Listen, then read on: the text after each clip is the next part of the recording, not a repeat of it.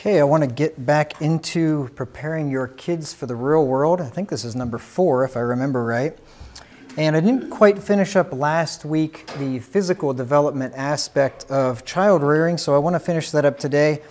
And we might get into just the very beginning of the spiritual development section. I'm not sure. We'll see how far along we get. This is the third point under the physical development aspect, and that is teaching your kids to be active. And if you've looked around, you can probably see in the last generation or so that there are a lot of inactive children out there, and this is important. And I just want to preface some things that I'm going to say today, and I've done this earlier in this study, but based on your exhortation, I want to make sure you understand that there are certain things that I'm teaching here that are my opinion based on either my own experience or observation or things that I've learned from others or something. And when they're my opinion, and I'm not always going to tell you this is my opinion. I guess you can figure it out. If there's a verse after it, it's not my opinion, you know, or if it's based on a verse I just read or something, some extrapolation. But if it's clearly an opinion, if I'm talking about how many hours a day you should spend on your video games, that's an opinion, obviously. The Scripture doesn't give us specifics on that. So, but I would encourage you, like Jason just did, to at least hear me out and consider what I have to say. So anyway, teaching your kids to be active. If you've noticed, child obesity has increased dramatically over the last 40 years. And that's probably due to two main things. Can anybody think of 2 things that have increased childhood obesity in the last 40 years or so?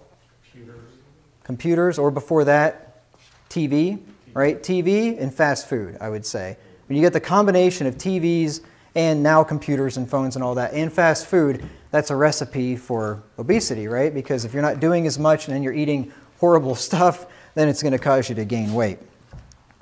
And now it's even worse with the smartphones and the iPads, because now you got it pretty much everywhere you go. You can sit on your butt and do nothing because you got your thing right in your pocket with you.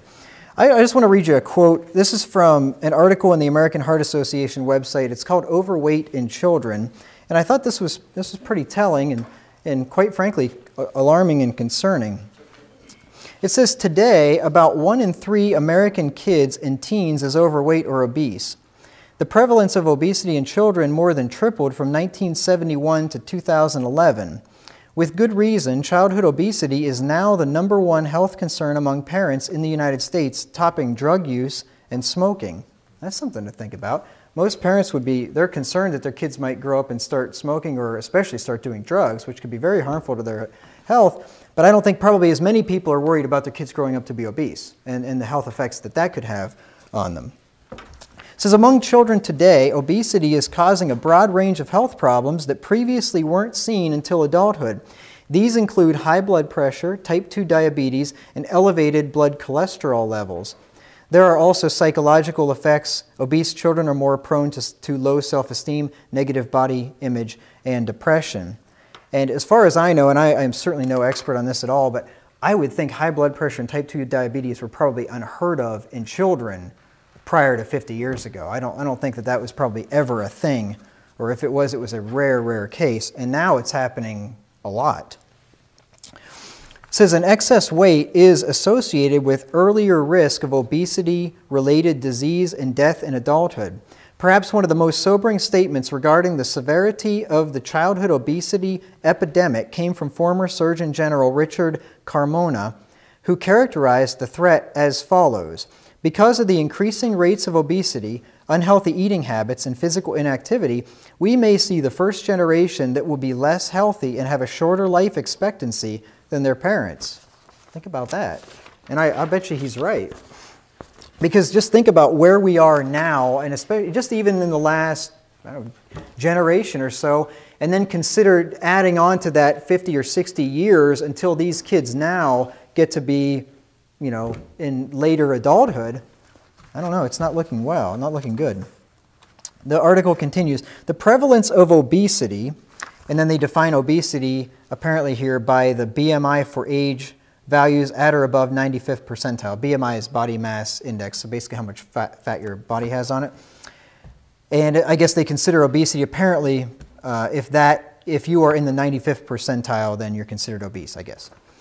It says anyway, the prevalence of obesity of the 2000 CDC growth charts in children ages 2 to 5, just little wee kids, increased from 4.8% in 1971 to 74 to 12.1% in 2009 to 2010. That's about a threefold, almost a threefold increase from 40 years ago till roughly today, till about 7, 8 years ago.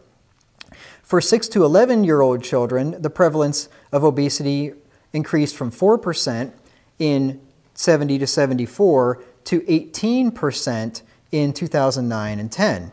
Now that's over a fourfold increase in that age range, 6 to 11. The prevalence of overweight in adolescents ages 12 to 19 increased from 6.1% to 18.4%, about a threefold increase, a little more than a threefold increase again. So this is a real thing, and it's a real concern, and I think it merits me spending a little bit of time here in a sermon on it because, well, if you don't hear it from me, maybe you won't hear it. Maybe you will hear it, but I don't think there's any subject that should be untouchable from the pulpit, especially if the Bible has anything to say about it. This, of course, is due to terrible eating habits. The fast food thing is a big thing, but then just the processed foods and just all the junk you buy in the grocery store can't certainly be helping out any. Just a good rule of thumb when you go to the grocery store, just a little personal observation, if you just stay out of the aisles and just walk around the outside and just only buy things, basically only buy things to your right. So walk counterclockwise around the store and buy things on your right hand, and you'll be a lot healthier than if you buy things on your left. It's interesting, this just totally came to mind. It says a fool's heart is at his left hand and a wise man's at his right. So think about that. You got to walk counterclockwise though, because all the good stuff is on the outside. Think about it. The produce is on the right side, right? Then you get back, the meats are on the back, right, on the back wall, and then the milks, and then the cheeses or whatever, yogurts and things on the left. I guess it depends what grocery store you go to. But all the good stuff is on the outside. And when you walk through the aisles, that's where you get all the processed junk. And anything you find in a box that has more than 5 ingredients, and especially if you can't pronounce them without a bachelor's degree in some kind of biology or chemistry, then you probably shouldn't eat it, I suppose. So anyway, that's just a side note. Of course, this is also due to inactivity, which is facilitated by TV, video games, computers, tablets, smartphones. That's not doing anybody any favors. You see, kids were not made to watch TV or to play video games. They were rather made to play outside and to help with chores around the house. And I just have one little verse here. I just think this is interesting. If you turn back to Zechariah 8 and verse 5, and this verse will show you that this thing has been going on for thousands of years. But if you think about it, this is what kids have always done, right? Up until 50 years ago, I guess the invention of the TV probably, maybe the radio a little bit before that, but probably the TV. Kids played outside, right? What else did they do? When they helped with chores around the house and they worked. But they weren't inside sitting on their butts for probably any length of time, maybe playing with little toys or something. But this phenomenon of kids being just hours in front of a screen, that's never happened before. In Zechariah 8 and verse 5, I think this is interesting. It just shows you human nature has never changed. This is thousands of years ago, and kids were doing the same thing back then. I would say that they were doing today, but that they were doing 50 years ago, we'll say anyway, because they don't do so much of this today. It says, "And the streets of the city shall be full of boys and girls playing video games." That's not what it says, is it? "And the streets of the city shall be full of boys and girls playing on their iPhones." Doesn't say that either, does it? Let's see what it really says. "And the streets of the city shall be full of boys and girls playing in the streets thereof." And I just think it's kind of neat, and this is a promise of what's going to happen to Israel when I believe, if I remember right, when they were restored back to the land, and then they're going to get back to normal, basically, where their kids are not going to be in deprivation anymore. It's just interesting. Boys and girls playing in the streets. This has been going on forever. And the sad thing is, today, you're half afraid to let your boys and girls go out and play in the streets. Right. Not because they'll get hit by a car, but because they'll get picked up by some sicko or something. It's horrible, and it's just terrible it has to be that way, I used to think parents were overreacting about that kind of stuff. I don't think they're overreacting about it anymore. I think it's a different world than it was a couple generations ago. There might have been, 1 or 2 sickos out of 1,000. It seems like there's a lot more sickos nowadays, and maybe that's because of the prevalence of online pornography, and you just have to have more and more weirder and sicker stuff. I don't know, but anyway, I think there's it is wise to keep a real close eye on your kids these days. But previous generations, they didn't have to deal with childhood obesity because the kids weren't raised on TV, video games, and the internet, or fast food for that matter. Now, it's true that bodily exercise is not nearly as important as spiritual exercise, right, as practicing godliness, but there is something to be said for bodily exercise. If you turn in 1 Timothy 4 and verse 8, I just want you to notice the wording here.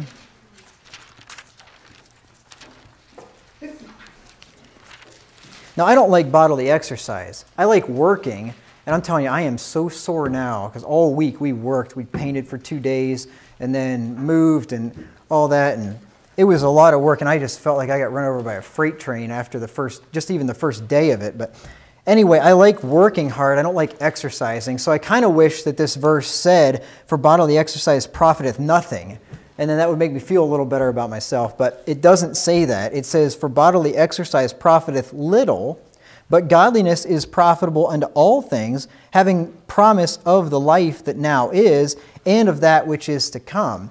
So it doesn't say it doesn't profit at all. It profits little. And it profits little in comparison with godliness. So when you look at practicing godliness and bodily exercise is way down. Or maybe, I guess if it's a scales, bodily exercise is way up here and godliness is way down here because it's more important, it's more weighty.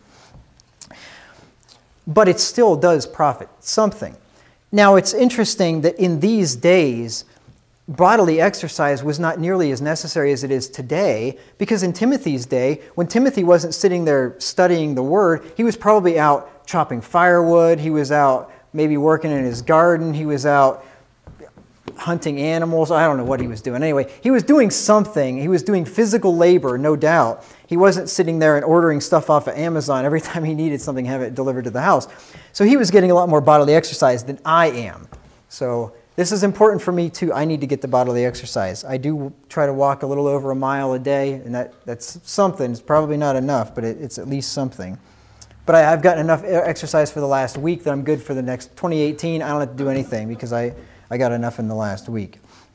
But anyway, there is something to be said for it. So instead of letting your kids play video games or watch TV or play on a phone or a tablet, have them go play outside. And not only is it better for them, it's better for you, right? You get some sanity. The house gets quiet for a half an hour or however long. And this is how I grew up. We did have a Nintendo when I was little, maybe 6 or 8, or I don't remember. But that was, we just kind of fell off the video game bandwagon after the original Nintendo. And I never got the Super Nintendo or the 64 or any of the rest of the stuff.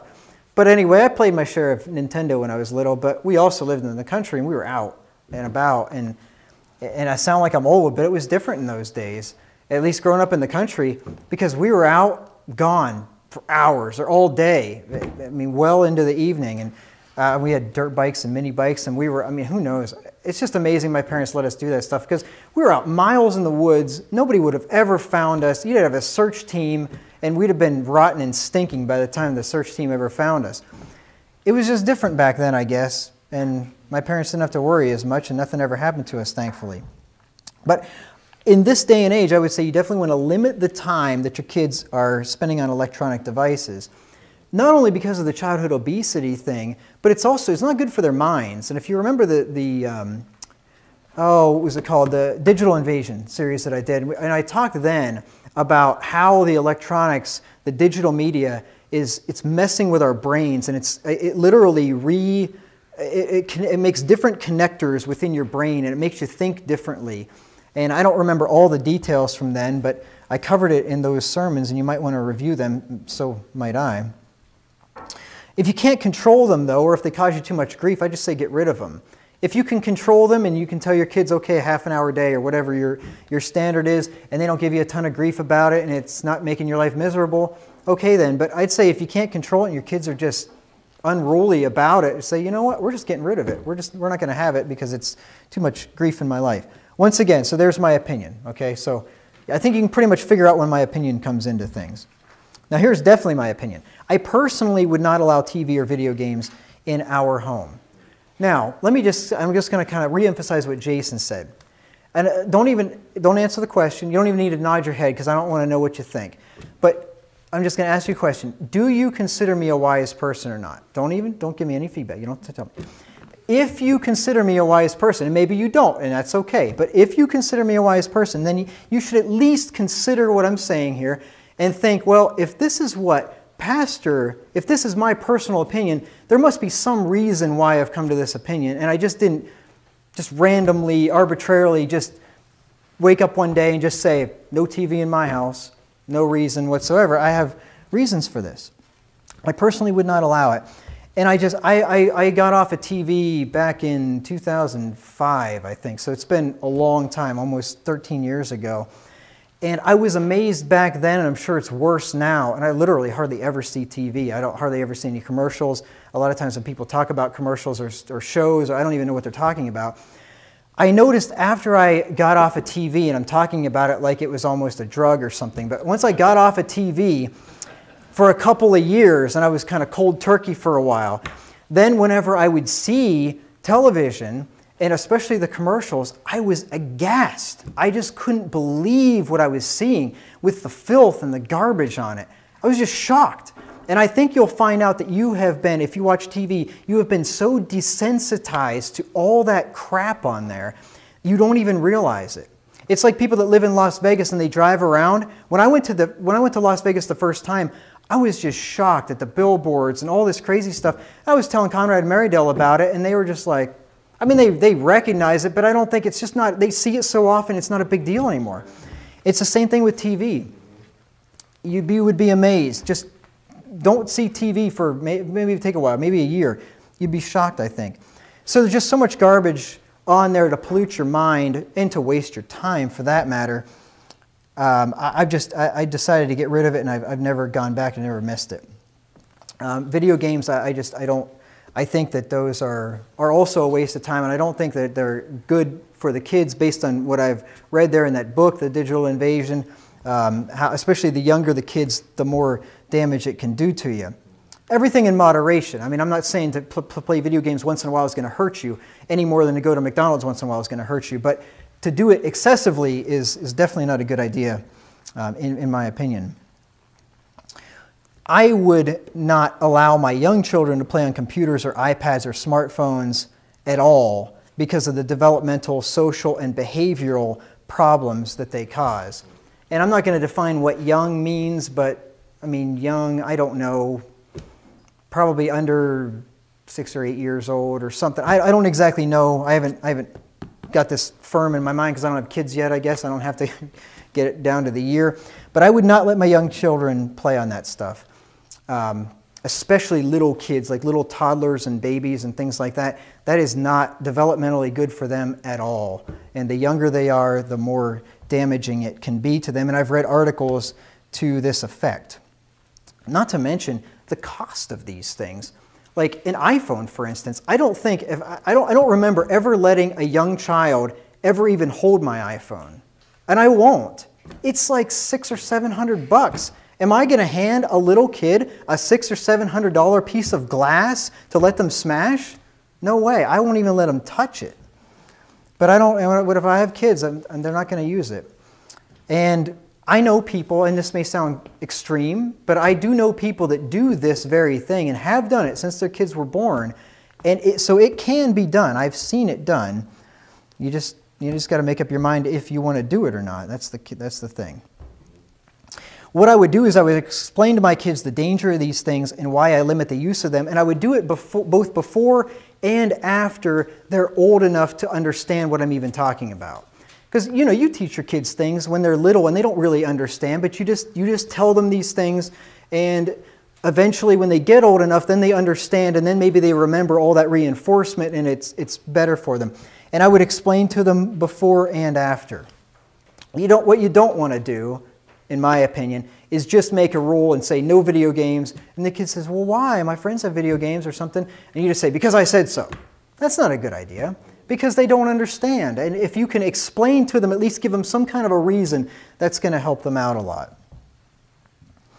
Now here's the thing. I would allow my kids to play video games for a short period of time at their cousin's house or at their friend's house or something when they go there. I don't think it wouldn't be good, in my opinion, to take your kids somewhere else and all their friends or somebody's playing video games and they have to sit there and not play, right? It's kind of like eating McDonald's. Am I going to take them to McDonald's regularly? No way. Once in a while for a snack? Sure. They go out with their friends? Sure, no problem. But I wouldn't, but they're not going to have them at our house, but I would let them be exposed to them at other people's house. And I might limit it a half an hour. You can play games with your friends for half an hour, and then your friends can do whatever they want, but you can go outside or you can do something else. So anyway, playing video games is not a sin, so I'm not saying you can't do it, and that's why I said that I would allow my kids to do it, but I'm not going to have it in my own house. Just like I'd allow them to eat McDonald's, but I'm not going to bring it home every night for dinner, right? So you can listen to that series on the digital invasion and get a more full explanation of some of the dangers of the digital media, especially for kids. But if you think about it, this will prepare your kids for the real world. Responsible adults don't spend much time playing video games, watching too much TV, or playing on their phones too much. I'm not saying that responsible adults can never do these things, but they don't spend hours a day doing these kind of things, I don't think. As far as I'm aware anyway. I don't know too many responsible adults that are spending hours and hours a day playing video games or those kind of things. Responsible adults have more important things to do rather than spending hours a day doing those kind of things. And I include being on the phone too much too, because I've got a phone and I've got to struggle with putting that thing down too. So I'm here with you even if I don't have the video games and the TV. Okay, the next thing is to teach your kids to work hard. This is important for physical development, and this, of course, blends into spiritual development and mental development because they're going to learn by working hard. It's not surely by building their muscles, but they're going to learn a good work ethic, and that's going to do them well for the rest of their lives. Whether they're men or women, it doesn't matter. I will say, to the Quorum Kids' credit, you guys know how to work. You're good, hard workers, and I can see that by experience. Because they came over, James and Maddie came over on Monday and Tuesday and helped us paint our house. And they were there from early in the morning until late in the evening and then all day on Tuesday. And we worked really hard. We painted that whole house except for my office. And they were a huge help. And they worked really hard. And it was right at the end. They were getting kind of tired, a little weary. And I had that whip just cracking that thing. But they did a really, really good job. And then, Friday, to move. My goodness, that desk of mine, that thing is unbelievable, unbelievably heavy. And some of the other stuff. And anyway, they worked and they worked and they worked, and I could have never done it without them. So thank you guys. Thank you for your hard work. Kids used to know how to work. This is, once again, 50 years ago, the idea of kids just sitting around doing nothing until they're 22 and graduated college or something, that never happened, as far as I know anyway. Kids used to know how to work. They grew up working on the family farm or working in the family business. And this was before child labor laws.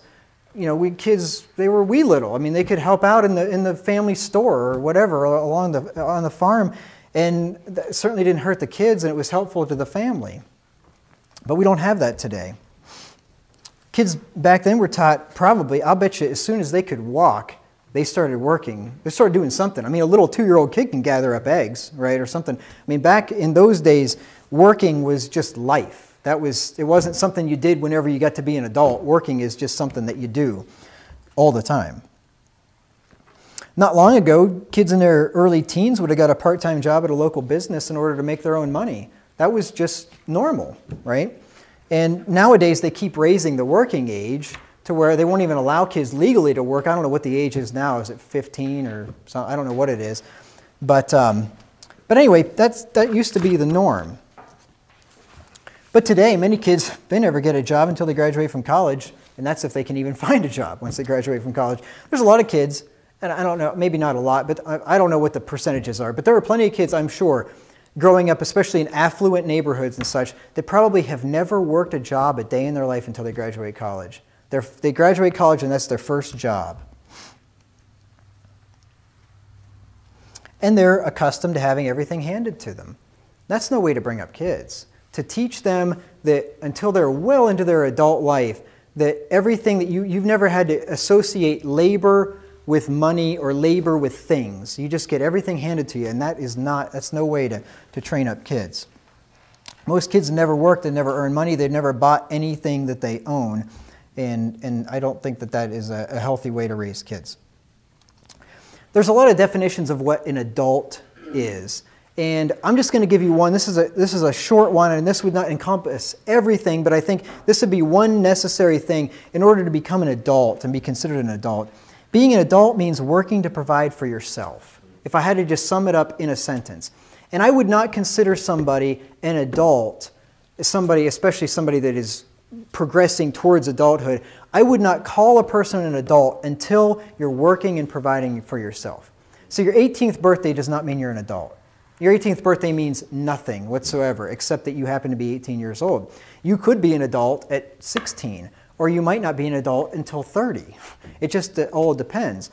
So I'd say at what point you are self-sufficient, relying on nobody else for anything, at that point you are fully an adult. And before that, you're progressing into adulthood. Now, whether you agree with that definition or not is really immaterial, but that would be my definition of an adult. So therefore, teaching your kids to work and to work hard is absolutely essential to prepare your kids for the real world. So you don't want to send them out there having never worked before, and you're just sending them out to the wolves, right? You want to get them ready for the business world or whatever world they're going to be in, and when they go out there, they're going to know how to work 8 hours a day, and they're not going to be like these millennials that need a break after every 15 minutes they've worked, and they want to come in at 10 o'clock and leave at 3 or something.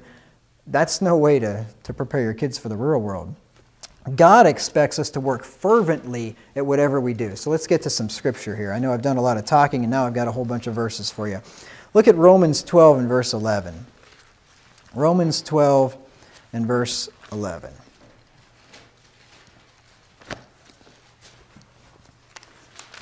God is just as concerned with how we go about our day-to-day lives out there digging ditches or whatever we're doing as He is with us studying the Bible and living good, moral, godly lives. He's just as concerned with how we work as He is with anything else that we do, because He tells us to do our work as if we're doing it to Him. We come in here to worship God, and we are worshiping Him directly. When you go out there to your job, you are working for God directly. That's the way that God sees it. And I got verses that will prove that in just a second. Look at Romans chapter 12 and verse 11 first. Paul says he's giving all these short, little, pithy statements about basic, practical Christian duty. And one of the things he says is not slothful in business, fervent in spirit, serving the Lord. Not slothful. Slothful means, when we're speaking of persons, full of sloth, indisposed to exertion, inactive, indolent, lazy, or sluggish. I've said this before. I'm not sure if the sloth person is named after the sloth animal or vice versa.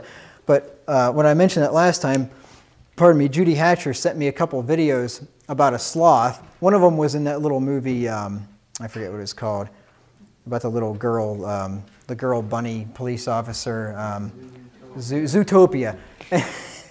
And they go into the DMV to get some kind of information about a car, and it's sloths at the DMV. And she asks for a question, and the guy is speaking like every syllable about once every 5 seconds. And she's like, come on, I need to get it. Okay, I will do that. And she's just going crazy.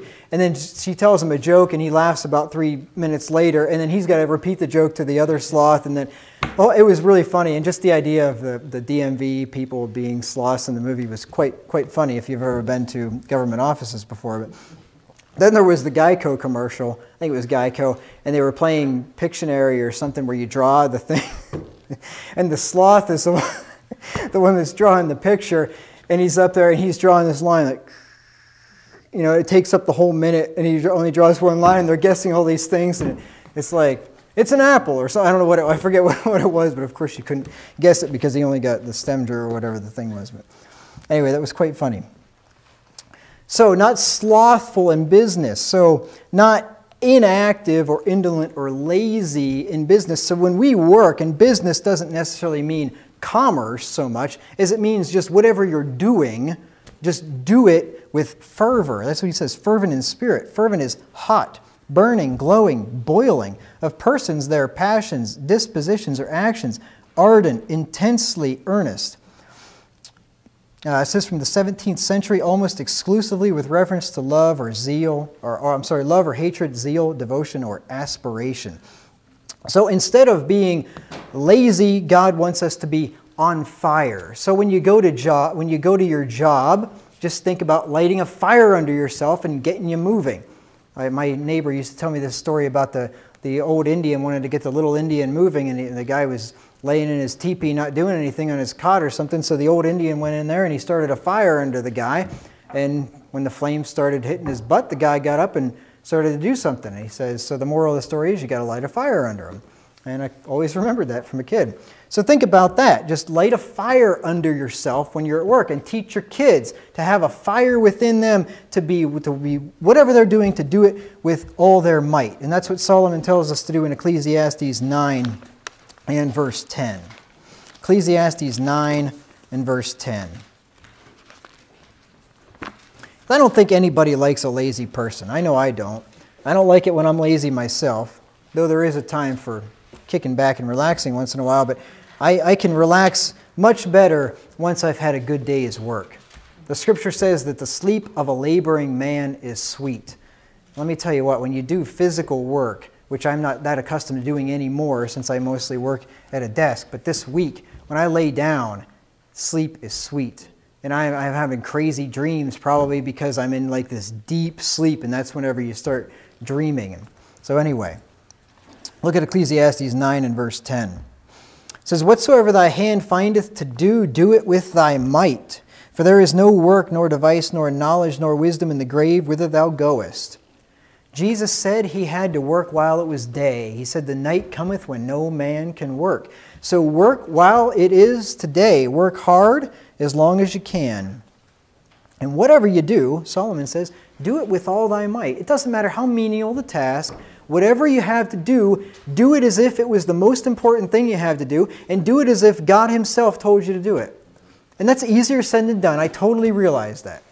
But just try to remember that and get in that mindset. And every time that you don't feel like doing something, remind yourself of these verses and say, do it under the Lord, and that'll be a motivation.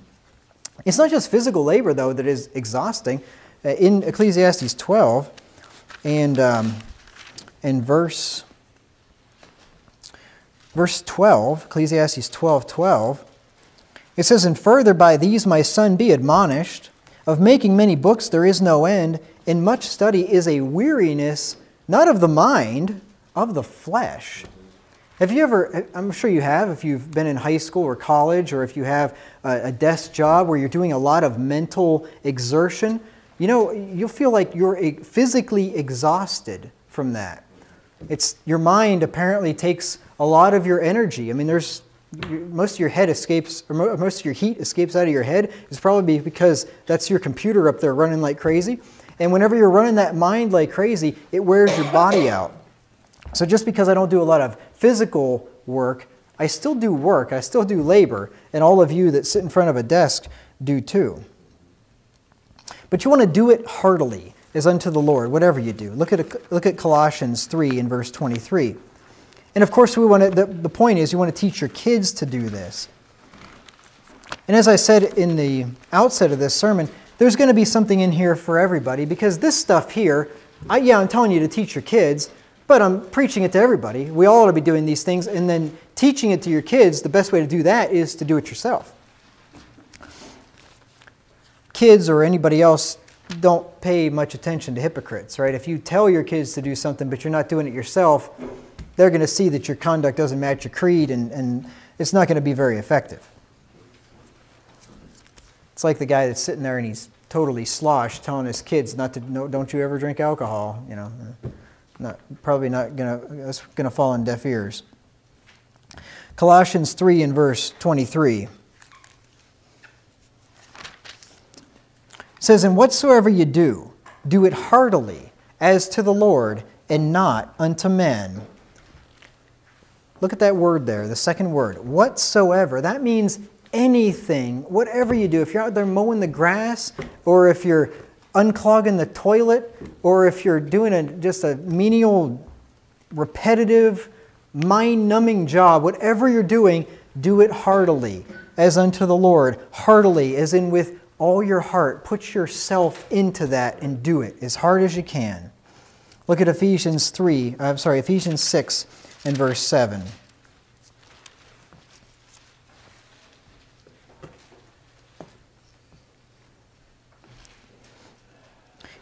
Paul is giving instructions here to servants. And he says, I'll start in verse 6, not with eye service as men pleasers, but as the servants of Christ, doing the will of God from the heart, with good will, doing service as to the Lord and not to men. He's talking here to people that were servants. It could be slaves. And he's telling them, the slaves, you do this work not as unto your master, but as unto your master in heaven, as unto the Lord.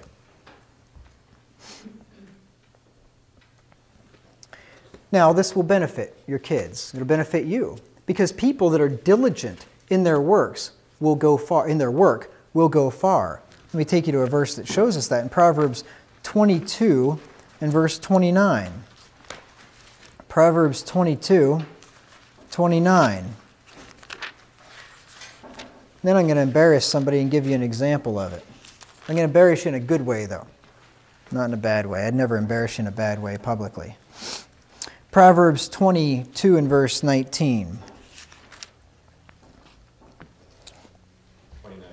29, thank you. It says, seest thou a man diligent in his business? He shall stand before kings. He shall not stand before mean men. Mean meaning base or average, just some dolt. He's not going to stand with those guys. He's going to stand before kings. And I'll give you our brother Chris as an example. Chris went to work at Culver's here a couple of years ago or so. I don't remember exactly when it was. Just started out, just working the counter or whatever. And Chris is diligent in his business. And before you know it, he's promoted to assistant manager, manager. Promoted to manager there at the store within just a couple of years or so. And he's only 18, 19 years old, I think, at the time. Why did they promote him to manager? Because he was diligent in his business. He probably wasn't like some of the other employees that they've had that were goofing around, and any time that they didn't have a customer, they were on their phone or whatever they were doing. He was diligent in his business. And he's not standing before kings just yet, but you keep being diligent in your business, who knows? I mean, you may be standing before kings someday. The point is that you'll go far if you're diligent. Because employers like to see the hustler. They like to see the hard worker. And whenever they see that, and they see a guy that's diligent, and you give him a task, any task, and he goes at that thing with fervor, and he completes it, they like to see that, and they will promote that guy. Usually. You know what sometimes unfortunately happens, though? It's like corporate America is like a cesspool. The biggest turds float to the top. Sometimes in these crazy environments, they get a guy that's horrible, and whoever his boss is doesn't have enough guts to fire him, so he promotes him instead just to get rid of him. You ever see this happen? This especially happens in government work. It's horrible. So the guys that are just the worst end up going to the top, and then the guys that are really diligent at what they do, they don't want to lose them doing that thing that they're so good at, and they don't promote them. But the Bible says you'll stand before kings, so just go with it, and eventually it'll work out for you. I do trust. You want to teach your kids to have a mind to work. This is what Nehemiah and the Jews did when they went back to the land to rebuild. In Nehemiah 4 and verse 6, they accomplished something that, quite frankly, would have been something to accomplish in those days. I mean, they rebuilt that big wall around Jerusalem. They rebuilt the temple. They did all that stuff. And the reason was because they had a mind to work. They had put their mind to it, that they were going to make this thing work, that they were going to work against all odds because they had enemies, actual enemies. They worked with a trough in one hand and with a sword in the other, it says. So they worked in perilous conditions, but they completed the work because they put their minds to it. Nehemiah 4 and verse 6. Nehemiah says, so we built the wall, and the wall was joined together unto the half thereof, for the people had a mind to work. Now, if they would have just been lackadaisical and lazy and be like, oh, I don't want to build this wall. Who really cares? Let's just go back to Babylon. They had a big wall there. That was a nice place. They wouldn't have got the thing finished. But they had a mind to work. That's why you want to instill this in your kids when they're little. Teach them the value of hard work and teach them to work hard. And when they have the mindset of hard work and a good work ethic, it will carry them through the rest of their lives. And it'll take them far. You want to teach your kids to be like the ants, who work hard when they can to save money, or in the ants' case, to save up food for when they can't work hard. Look at Proverbs 6, 6 through 11. Proverbs 6, 6 through 11. I am sorry to say, but there are a lot of Americans that apparently have smaller brains than ants. And I don't know how big an ant's brain is, but an ant isn't very big. His brain can't be bigger than a pinhead. Have you ever heard somebody called a pinhead? I mean, an ant probably has the brain of a pinhead. And a lot of Americans can't figure out what the ant figured out, and that is to lay up in the summertime because the winter comes and you can't work anymore. It's called saving money for retirement, and I don't think many people have figured that out. Proverbs 6, 6 through 11. Says, go to the ant, thou sluggard, consider her ways, and be wise, which having no guide, overseer, or ruler, provideth her meat in the summer, and gathereth her food in the harvest. The ant doesn't have anybody telling him to gather up during the summertime and lay up. Gather up in the harvest and lay up for the time to come. God's put that, He's programmed that into that little ant. And God says, look at the ant. Even if you had no Bible, if you had no instructors, no teachers, even if you couldn't read, you could literally look at the little ants, and if you have a rational mind, you could say, huh, those little guys are smart. They're out there working like crazy, and then they're laying it up so they have something to eat all winter long. The bees. Go to the bee, thou sluggard. The bee goes out there and works like crazy. For the whole 36 days of the poor little guy's life, he works his little wings to the bone, and then he dies. I think it's 36 days later. And lays up all that honey for somebody else to eat. That's what he does. Bees are fascinating.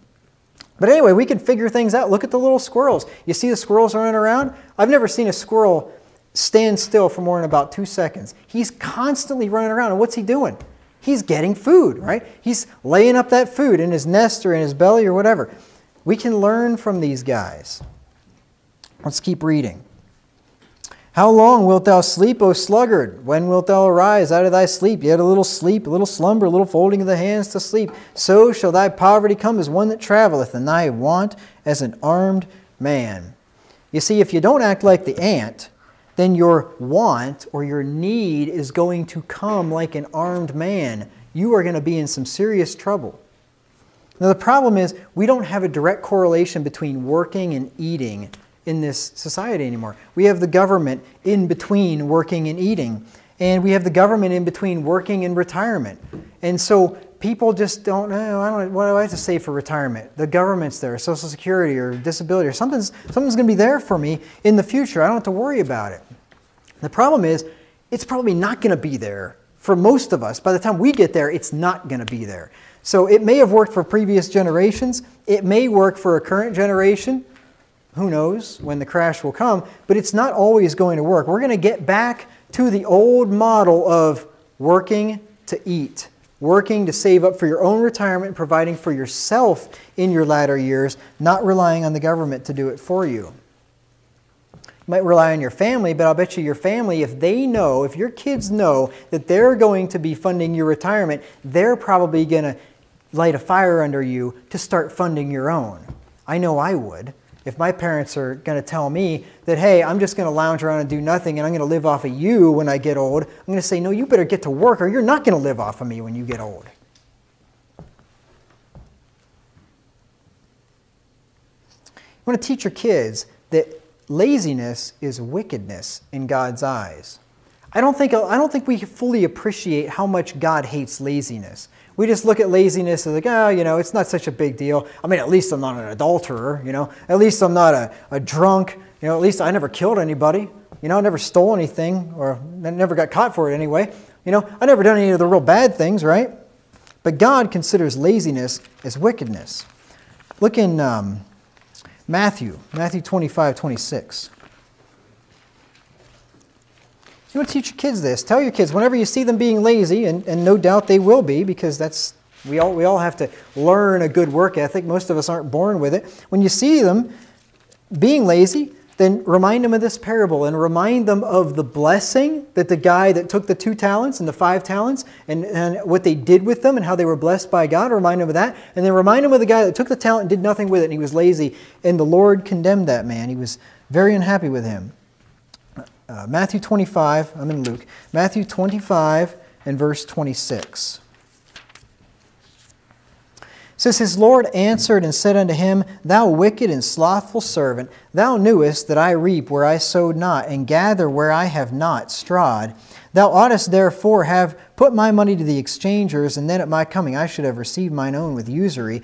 Take therefore the talent from him, and give it unto him that hath 10 talents. This guy hid the talent in the earth. And you think, well, at least he didn't blow it. At least he didn't steal it or squander it. But you know what? God was not happy that he didn't do anything with the talent. It's not like he did something bad with the talent. He just didn't do anything with the talent. He was lazy. And he says he was afraid. He says, I was afraid, and I went and hid thy talent in the earth. Lo, here thou hast that is thine. But you know what he really was? He was lazy. And he was using fear as an excuse for laziness. And the master sees what's really going on there.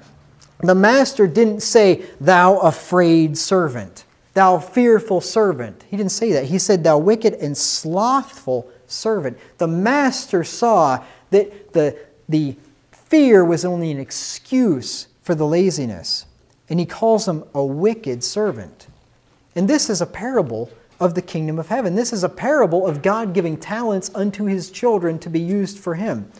And God here is calling this man that was lazy, He's calling him a wicked man. You want to teach your kids that laziness leads to poverty. And you might even teach them this by, I don't know, by some creative. If they're starting to be lazy, then you say, you got to work a certain amount before I give you a candy bar or something like that. And then they'll start to understand when they don't get the candy and their brothers did, and you say, the reason you didn't get that is because you didn't work. You didn't do whatever you were supposed to do. And then they start to associate, work with benefit or work with food or whatever. So you might want to get creative and do something like that. Proverbs 13 and verse 4. Proverbs 13 and verse 4.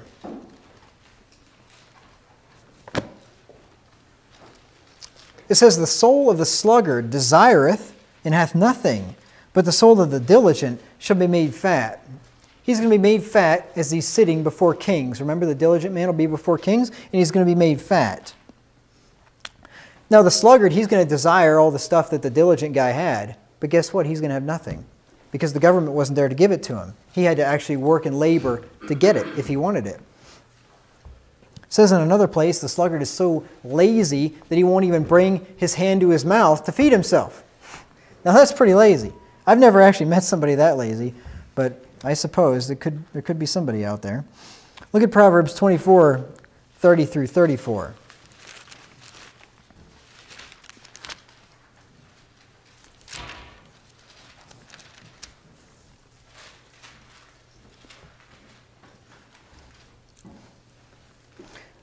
Especially if you're a homeowner, laziness will bring you to poverty because and I'm going to learn all about this here now, if you don't keep up your house, it will fall down.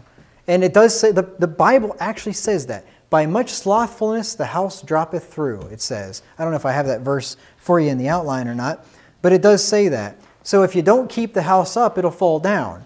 And especially if you don't keep certain things up, like the roof, right? You got a hole in your roof and you say, I don't feel like fixing that. Well, you're going to be fixing the walls and the foundation. You're going to be fixing a whole bunch of stuff. Proverbs 24, 30 through 34. I went by the field of the slothful, and by the vineyard of the man void of understanding. You see, the slothful man, the Scripture says, is stupid. He's lazy. Well, why is he so lazy? Maybe he's not smart enough to figure out, if I don't work, I'm going to be poor. You're not very smart if you can't figure that out. And lo, it was all grown over with thorns, and nettles had covered the face thereof, and the stone wall thereof was broken down. Then I saw and considered it well. I looked upon it and received instruction. Yet a little sleep, a little slumber, a little folding of the hands to sleep, so shall thy poverty come as one that traveleth, in thy want as an armed man. Solomon sees the lazy guy that's not doing anything, and he sees his hedge is all broken down, and he's got thorns and nettles all over the place.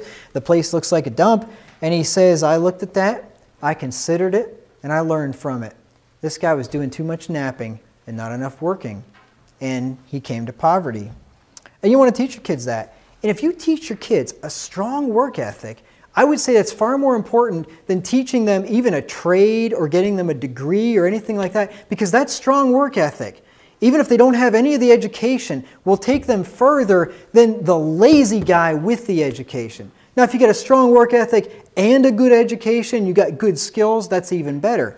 But if you had to pick one or the other, the strong work ethic will take you much further every time. You want to teach your kids that nobody's going to want to hire them if they're lazy. Because if you were an employer, and I don't think any of us in here are, but if you were an employer, if I was an employer, I would not want to hire somebody that's lazy. I could deal with somebody that was slightly incompetent. I could deal with somebody that, a little bit flighty and they forget about stuff and break things or lose things once in a while. I could deal with all that stuff. But a lazy guy, he's going to go. I cannot handle that kind of thing. Proverbs 10 and verse 26. Proverbs 10 and verse 26.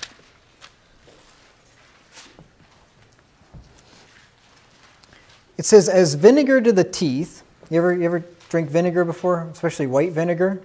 Pretty pungent, right? It's pretty repulsive. It doesn't taste the greatest. As vinegar to the teeth and as smoke to the eyes. You ever stand next to a campfire and get a bunch of smoke in your eyes? Doesn't feel very good, right? It's an irritant, right? As vinegar to the teeth and as smoke to the eyes, so is the sluggard to them that send him. It's an irritating experience. You send a lazy guy to get something done, and it's as if you just drank a glass full of vinegar and stuck your head in a furnace and got smoke in your eyes. It's irritating.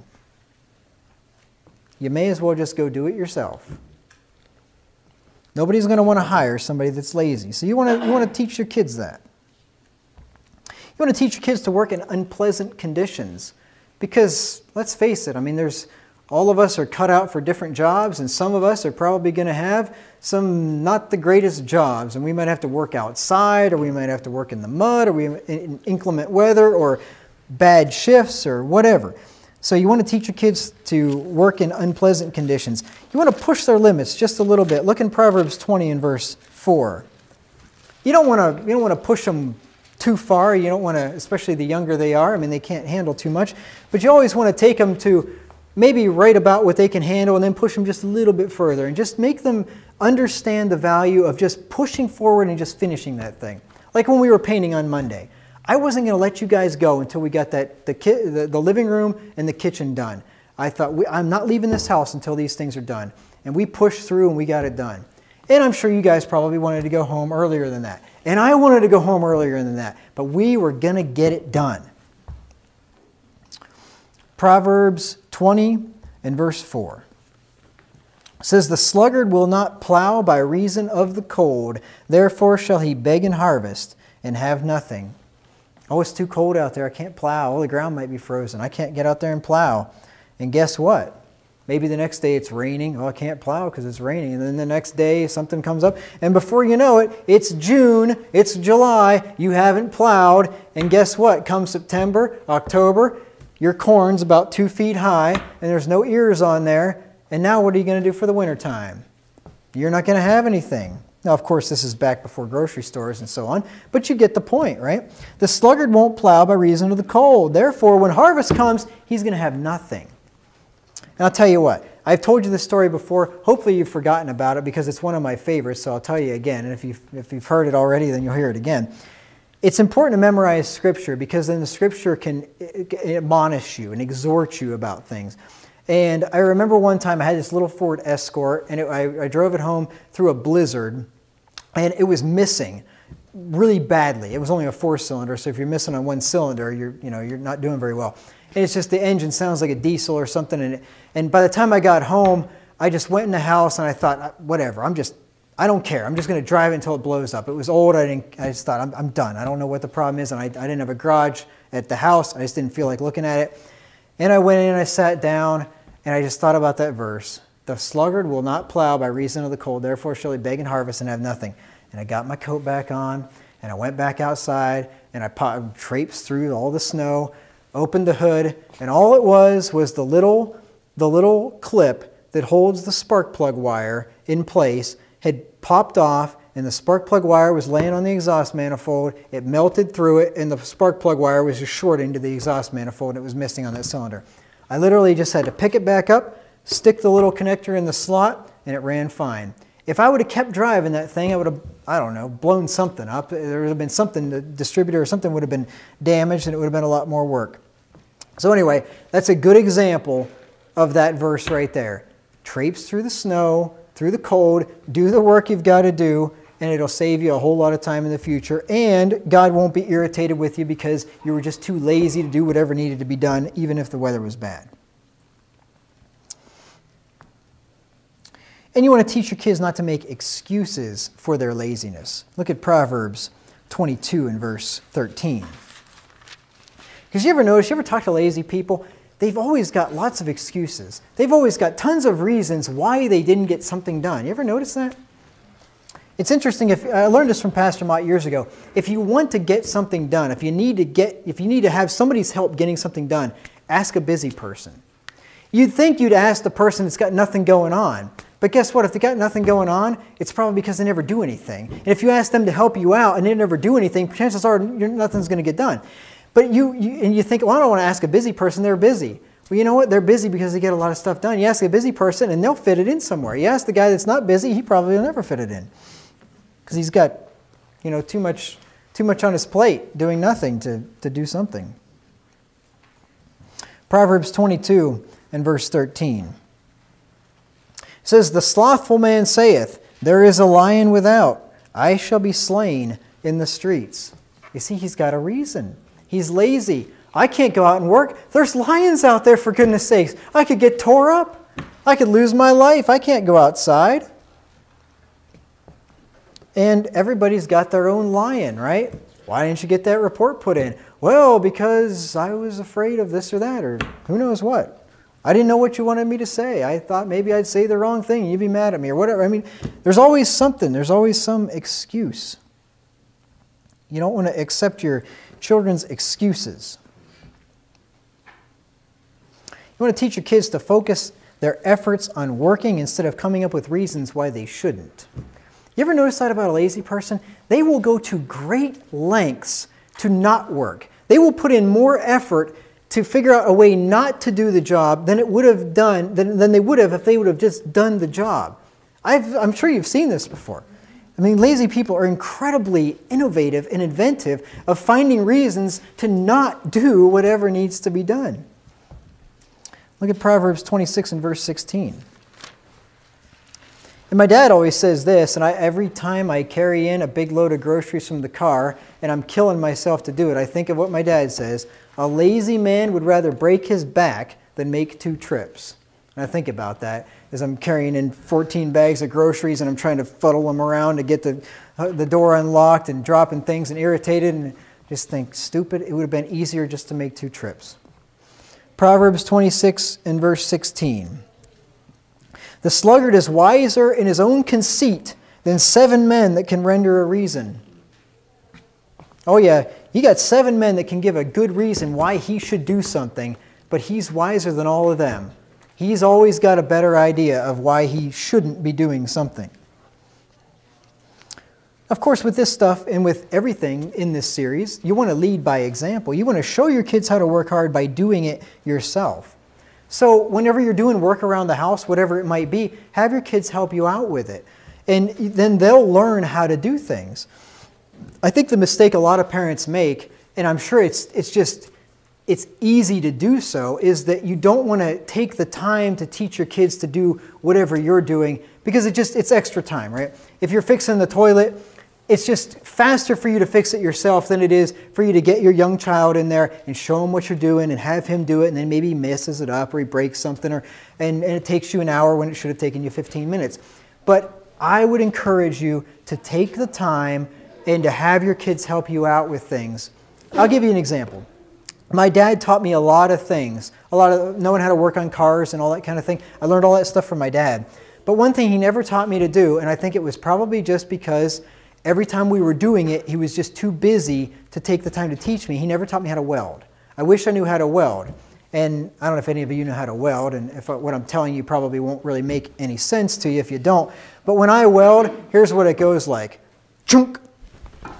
Rip the thing off. Chunk. It just sticks right fast, and I can't make the thing work. Or else it's just a bunch of little beads that you could pretty much scrape off with your finger once you get done welding them on there. They never gets deep enough, and the heat never penetrates right because it either sticks or you get too far away and it burns. And anyway, I never learned how to weld. And I wish my dad would have taught me how to weld. But once again, every time when we're welding, it's because something's broke, it needs to be fixed, we don't have time, whatever. So that's just an example. So take the time to teach your kids to do whatever you know how to do. And if you're learning to do something new, then teach them how to do it along with you. And then they'll know how to do things whenever they get older. Now, if they don't want to naturally follow your example, then you want to make them do so. So sometimes they're going to naturally follow you, and sometimes they're going to need a little bit of encouragement to follow you. You might want to give them some incentives to work hard by paying them to do jobs around the house, and get this, that are in addition to their regular chores. I do not believe that you should pay kids for their regular chores. That's just their room and board for living there. I mean, you're feeding them, you're giving them clothes and shelter. They don't need paid for doing the dishes, for sweeping the floor, for helping with the laundry. That's just stuff that they should be doing anyway, or whatever you determine they should do. But I mean, pay them for additional jobs. So if there's something, I don't know what, going and trimming a tree in the backyard and cleaning up all the brush from it and throwing it away, or something like that, just as an example. You pay them for additional work. You need the driveway repaved. Pay them for the additional work or whatever. You need the brakes changed on your car, and one of your kids is mechanically savvy. Maybe pay them a couple of bucks to do that or something. Then they get the incentive to work hard, because money is a great incentive. Money's not evil. The love of money is evil. But money is a good thing. And so that's a good way to incentivize your kids to work hard. Now, of course, if all these methods fail, you can always teach them with the rod, right? That's last result. You can always drive the laziness out of them with the rod. So here's the thing you want to remember. Make laziness more painful than labor, right? Make laziness more painful than labor, and they will work hard. Now, how does this prepare them for the real world? Well, no man or woman who doesn't have a strong work ethic is fit for the real world. So this is absolutely essential to preparing your kids for the real world. Here's another one I just thought I would throw in there, because I was just trying to think of everything that you might want to possibly teach your kids. And then, of course, we've all seen things in people out there that we think, well, you don't want to raise your kids like that. So you want to teach your kids good hygiene, because I don't know, you ever been around people's kids that stink? Like parents don't even care enough about them to give them a bath or something. I just figured I'd throw it out there. Of course, I know you all bathe your children, but I just figured I would put it in here just in case. There's going to be some kids that are going to be clean by nature, right? They're just going to like to be clean as they mature. And then there's going to be others that are going to need to be encouraged or forced to be. Some kids just hate being dirty at all, right? And then some kids, they could probably go a week or more without ever taking a bath. And I don't know why it is little kids don't like to take baths. Well, some of them do, but a lot of them don't. It's like late to a vampire or something. I don't know. You want to teach them to brush their teeth and floss daily. Like, I'm not teaching anything you don't know. I'm not trying to insult your intelligence. But just think about this. This will save them a lot of money and pain whenever they grow up. Brushing and flossing, and everybody forgets the flossing thing, but boy, the flossing thing will definitely save your teeth. And the thing is, if you let your kids be a little fast and loose with the brushing when they get the baby teeth, and then they get in a habit of that, when they get the adult teeth, you don't get another set every few years like the baby teeth, right? So you want to teach them to take care of them. I'm sorry, I got to keep apologizing. I feel like I am insulting your intelligence by telling you these things, but I think it's important enough to mention it. You can teach them that cleanliness is next to godliness. Now, that's actually not a verse, right? I think most people think that that's one of the verses in the Bible. If you ask them for a verse in the Bible, cleanliness is next to godliness. It's not in the Bible, but the concept is. If you turn back to Leviticus 15, this is just one of many places that would give this to us. Leviticus 15, 5 through 8. God likes things clean. Leviticus 15, 5 through 8. And whosoever toucheth his bed shall wash his clothes and bathe himself in water and be unclean until the even. And he that sitteth on anything whereupon he sat that hath the issue shall wash his clothes and bathe himself in water and be unclean until the even. And he that toucheth the flesh of him that hath the issue shall wash his clothes and bathe himself in water and be unclean until the even. How far did I say I was going to read? Down to verse 8. And he that hath the issue, and if he that hath the issue spit upon him that is clean, then he shall wash his clothes and bathe himself in water and be unclean until the even. So it's just one of many examples that God wants people washed and bathed and cleaned. So you want to teach your kids to be clean and not go around smelling foully. Because if you think about it, especially boys, sometimes they don't have the best hygiene. What kind of a girl is going to want to go out on a date with you whenever you stink, right? And I know that some of you aren't into antiperspirants and deodorants and all that stuff. So if you're not using antiperspirant deodorant, you probably want to bathe more often because you'll tend to stink. Maybe antiperspirants are bad for my health, and I'm sure that they are. But I guess I'm just willing to take the risk because I just don't like to sweat and smell, so I just use them. Anyway, I don't use them all the time, but I use them if I know I'm going to be sweating. And I don't know. If you have good reason why I shouldn't, I'd be glad to hear about that. I know it's got aluminum in it and all that, but anyway. Sin is described as filth in Scripture, and salvation from sin is oft described as cleansing or washing. So clearly, the Bible throughout promotes the idea of cleanliness. And a young man or woman who has poor personal hygiene is certainly not fit for the real world. If you go to get a real job and you stink when you go in for the interview, I am certain you are not going to get that job, right? So just basic information for you. All right, probably the last thing I'm going to cover today. Let me just take a look at the time. Yeah, definitely. I did not get as far as I thought I would. Last thing for today is you want to teach your children about puberty and sex whenever it's age appropriate. And you'll be able to figure that out when the time comes. Basically, when the questions come, you definitely know it's time, right? If they're asking questions about it and they're starting to get curious and they wonder where babies come from and that kind of thing, well, you definitely want to tell them. And don't tell them something stupid like make up some story about storks or whatever. Just tell them the truth. I'll tell you a funny story later. It's probably not appropriate for the pulpit. It's not a big deal, but anyway, I'll spare you. So before your children enter puberty, you want to let them know about the changes that are going to shortly begin in their bodies, especially the girls, right?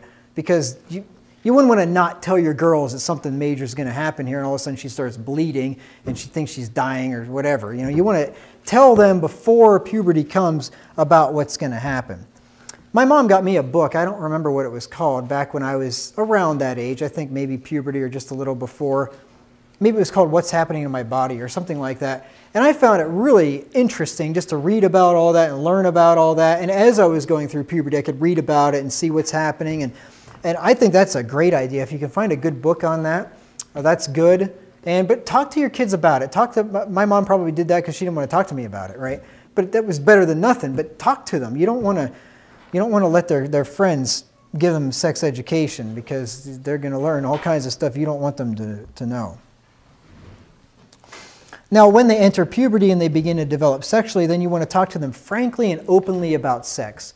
It shouldn't be a taboo subject. I mean, it's life, right? I mean, this is life. And if you don't talk to them about it, somebody else will. And that somebody else is probably not going to be somebody that you want to. I know it's uncomfortable, and I've never been there, but I can just imagine how awkward it is. But just do it. And I would just say, I personally just think, use the real words for the real terms and just tell them exactly what happens. And they're going to be grossed out or whatever. But just tell them about it. Just tell them exactly what happens and use the right terminology.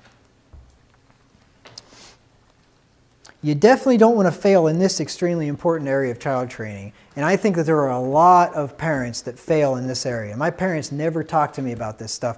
And I think that's the case with a lot of parents. They just figure that they'll figure it out somewhere along the way. And that's not the way to go. That's not good. You want to let your kids know that they can talk to you about anything and encourage them to do so. I wish I would have had that with my parents. I never did. I just didn't. There were certain things that I just wouldn't feel comfortable with talking to my parents about.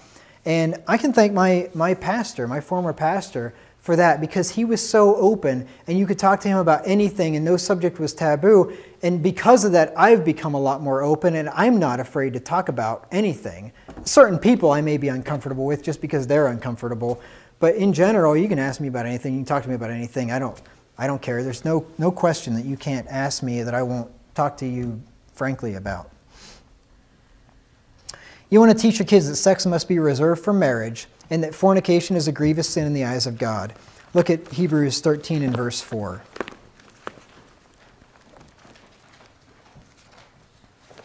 Because this is one temptation that you know your children are going to have and they're going to fight with. And you want to instill this in them and make sure that they understand this. You don't want to be delinquent in this one. Because this particular sin has such grievous consequences to it. Just physical consequences, whether it's STDs or whether it's pregnancy out of wedlock, and then just all the emotional scarring and damage that goes along with it. And this is so important, and that's why I do mention it quite a bit from time to time. Hebrews 13 and verse 4, marriage is honorable in all, and the bed undefiled, but whoremongers and adulterers God will judge. So sex is only reserved for marriage. God will judge those who have sex outside of marriage, whether they're already married and they're having sex with somebody they're not married to, or whether they're not married yet at all.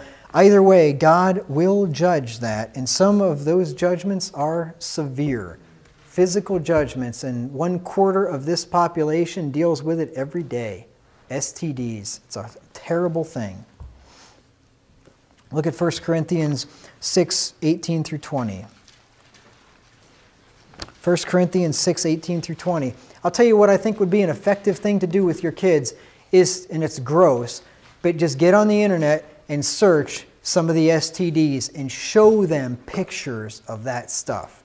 When I was in the Army, being in basic training is kind of like being a kid with parents telling you everything to do. And they put us through a sexual education thing because it's so prevalent, I think, and people in the Army are, I'm not characterizing completely or stereotyping, but they're pretty much reprobates, most of them, in my experience anyway. And so they told us about the STDs and they showed us pictures and all that because they didn't want that to happen. And I'd recommend doing that with your kids. That might scare the sin out of them. 1 Corinthians 6, 18 through 20. It says, flee fornication. Every sin that a man doeth is without the body, but he that committeth fornication sinneth against his own body. What? Know ye not that your body is the temple of the Holy Ghost which is in you, which ye have of God, and ye are not your own?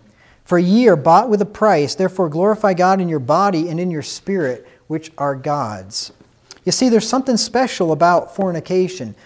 It says that every sin that a man doeth is without the body, but he that committeth fornication sinneth against his own body. I can't say that I fully have an explanation exactly what he means by that. I'll be quite honest with you. But there's something, I mean, you're using your body to sin, but you use your body to steal too. And I mean, there's other, you kill somebody with your hands. I mean, so I'm not exactly sure, but one thing that we do know for sure is there's something special about it. There's something special about it. And you want to flee it and stay away from it. And someday if I get a better explanation for that, then I'll be sure to tell you about it. And if you have one, you be sure to tell me about it. 1 Thessalonians 4, 3 through 7. 1 Thessalonians 4, 3 through 7.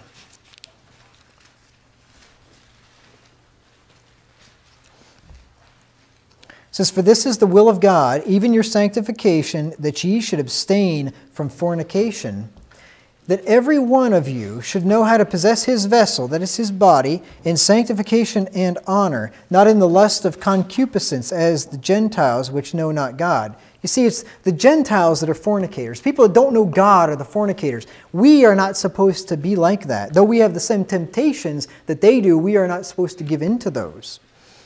That no man go beyond and defraud his brother in any manner, because that the Lord is the avenger of all such, as we also have forewarned you and testified. For God hath not called us unto uncleanness, but unto holiness. He therefore that despiseth not man, but God, who hath also given unto us his Holy Spirit. You see, if the man of God, or if the parent tells you not to fornicate and to possess your body in honor and to not defile yourself, and you despise that, you're not despising the man of God or the parent, you're despising God, because God is the one that tells us to do that. You want to warn your children about the power of sexual temptation. Now, when they're younger, they might not get that. Even when they first hit puberty, they might not totally get it. But probably the closer they get to their upper teens, they're going to know, they're going to understand it. And you want to give them the heads up and explain to them the feelings and the emotions and the drive that's going to be within them and how they need to control that. Proverbs 5, 9 through 20. And you want to explain to them, especially those of us who have been there, and we all that have hate it and hate ourselves for it, but those of us that have been there, you want to explain to them that when you are with your girlfriend and you get to a certain point, you cross, it's like crossing the Rubicon, you cross the point of no return, and it's just, you're not able to contain yourself and stop yourself. And you want to explain to them that you don't want to get to that point, that you want to keep yourself back from that edge, because when you get to a certain point, it's over. Proverbs 5, 19 through 20. And I'm being vague intentionally, but you know what I'm talking about. You know what I'm talking about, and you explain it to your kids. Proverbs 5, 19 through 20. Let her be as the loving hind and pleasant roe. Let her breast satisfy thee at all times. Talking about the man's wife. And be thou ravished always with her love. And why wilt thou, my son, be ravished with a strange woman and embrace the bosom of a stranger? You see, it's fine to be ravished by your own wife. To be ravished means to be carried away by force, violated, ravished. So if you are ravished, you're carried away. It's if by force. Now, of course, that could be rape, but it doesn't have to be rape. It could be you're just literally, there's a force pulling you that you can't withstand, right? It's called sexual temptation. It's called sexual lust. In marriage, it's a great thing. Nothing wrong with it whatsoever. But outside of marriage, it's a very bad thing.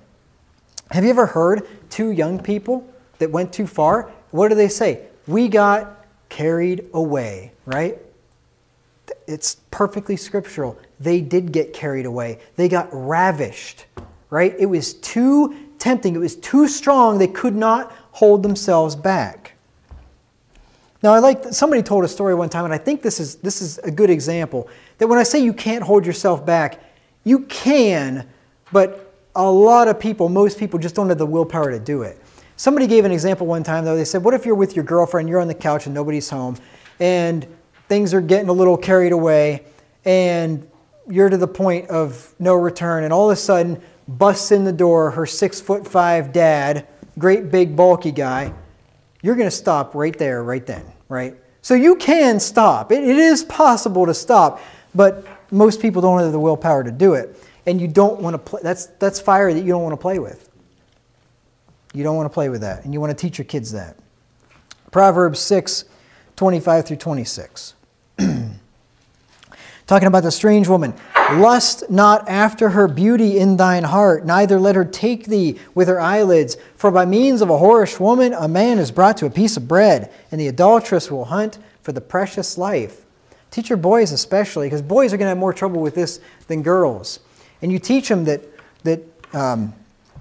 there are bad, evil women out there that will try to seduce him, but chances are he's going to be the one that's doing the seducing, and you want to teach him not to be the strange man and not to get tangled up with a strange woman.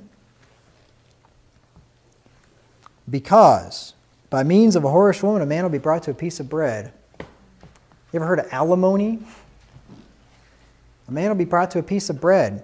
There have been men that have been brought to financial ruin because of being carried away with lust towards a strange woman that they weren't married to. Lose half everything they own and then lose the majority of their, or a good chunk of their paycheck for the rest of their life. Then Proverbs 7, verses 10 through 27. I don't think I'm going to read this whole passage. You've read this passage before, no doubt, about the strange woman, and you can see her tactics. You can see what she does. And you know what? I will read it. Why not? I'll just read it. Proverbs 7, 10 through 27. It says, "And behold, there met him a woman with the attire of an harlot and subtle of heart." You got to watch out for those ones that are dressed like sluts. "She is loud and stubborn, her feet abide not in her house. Now is she without, now in the streets, and lieth in wait at every corner. So she caught him and kissed him, and with an impudent face said unto him, I have peace offerings with me. This day have I paid my vows." You got to watch out for that woman that is forward. Watch out for that woman you're on a date with, and she makes the first move to give you the first kiss or something. You don't want to date a woman like that. Especially if she starts talking about being a Christian. "Oh, where do you go to church?" "Oh, I go to church too. I'm a Christian." So she's got peace offerings with me. "This day have I paid my vows. I just went to church." And then she's making a move on you. You got to watch out for a woman like that. "Therefore came I forth to meet thee, diligently to seek thy face, and I have found thee. Beware of the woman that's flattering you." "Oh, I've been looking for somebody just like you. You're just so perfect. Everything about you is so wonderful." Watch out for a woman like that. "I have decked my bed with coverings of tapestry, with carved works, with fine linen of Egypt." You're dating a woman, she starts talking about her bed, it's time to leave, right? That's a bad woman when she starts talking about her bedroom. "Oh, come and look at the way I've decorated up my bedroom." No. Time to turn and run. You go to your girlfriend's house, you stay out of the bedroom. You don't need to see how her bedroom's decorated up. You can see how her bedroom's decorated up after you get married. "I have perfumed my bed with myrrh, aloes, and cinnamon. Come, let us take our fill of love until the morning. Let us solace ourselves with loves. For the good man is not at home. He has gone a long journey." Now, if everything else wasn't a red flag, when she says, "My husband's not at home. He's gone on a business trip. He's taken a big sack of cash with him, and he'll come back at the day appointed, but he's not going to be back for a while." If the other stuff wasn't enough, that should be enough to say, you know what? This is not a good woman. I don't want to be involved with this woman. He hath taken a bag of money with him, and will come home at the day appointed. With her much fair speech, she caused him to yield. With the flattering of her lips, she forced him. You see, women can rape men too, right? I mean, they could physically do it, but they don't have to physically do it. A strange woman that knows what she's doing, a truly wicked woman, could easily force a man just by these type of tactics, by flattering him, by provocative speech, by certain looks, of course, just flat out attacking him. I mean, a woman could easily force a man without actually physically forcing him to do something. It's very different how men and women operate. "He goeth after her straightway, as an ox goeth to the slaughter, or as a fool to the correction of the stocks." You see, he's so stupid he doesn't realize that what he's doing is going to be his own demise. "Till a dart strike through his liver, as a bird hasteth to the snare, and knoweth not that it is for his life. Hearken unto me now, therefore, O ye children, and attend to the words of my mouth. Let not thine heart decline to her ways, and go not astray in her paths. For she hath cast down many wounded. Yea, many strong men have been slain by her." You want to explain to your boys that Samson was one of the strongest men that ever lived, and he was taken down by a woman. You want to tell him that Solomon was the wisest man that ever lived, save the Lord Jesus Christ, and outlandish women caused him to sin. You want to tell them that Adam was the most sinless human being that ever lived, save the Lord Jesus Christ. They were both sinless. Adam was sinless and was brought down by a woman. You want to tell him that women have incredible power over men. "Her house is the way to hell, going down to the chambers of death." I would recommend reading this chapter, really reading Proverbs 5, 6, and 7 to your boys whenever they get to be of past puberty, or whenever they get into puberty. Read these chapters to them and expound them like I just did, and go through them and show them the tactics of the strange woman, and remind them of these things every so often. because they want to have firm principles before they start dating. You want to warn them of the prevalence of sexually transmitted diseases, STDs, and how they can destroy their lives. This will be the last verse I'll give you, Proverbs 5 and verse 11.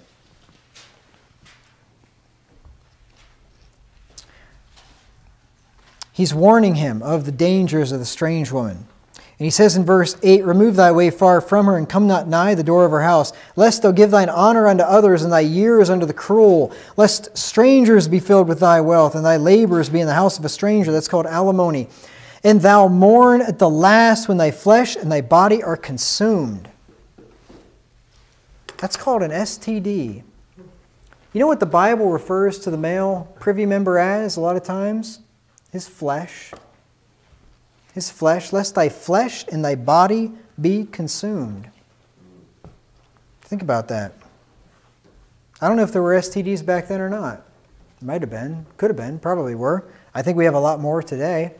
And I don't think it's a coincidence that we had a sexual revolution in the 60s and an explosion of STDs and new STDs and all kinds of horrible stuff. I don't think that's a coincidence whatsoever. I think that God sent those things to judge a wicked, adulterous, fornicating nation. Amen.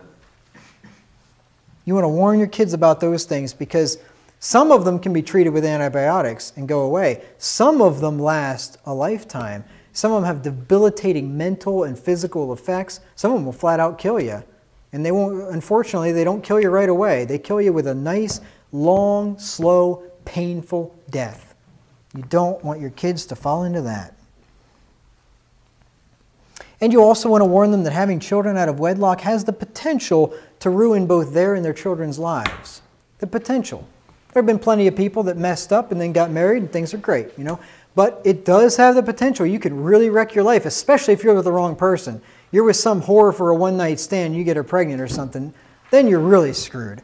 So you want to be really careful about that. And just like I said, this is such an important topic. This sexual one in particular has the potential to really wreck your kids' lives. And if you're going to be good on anything, I would say be good on this one because this is very, very important.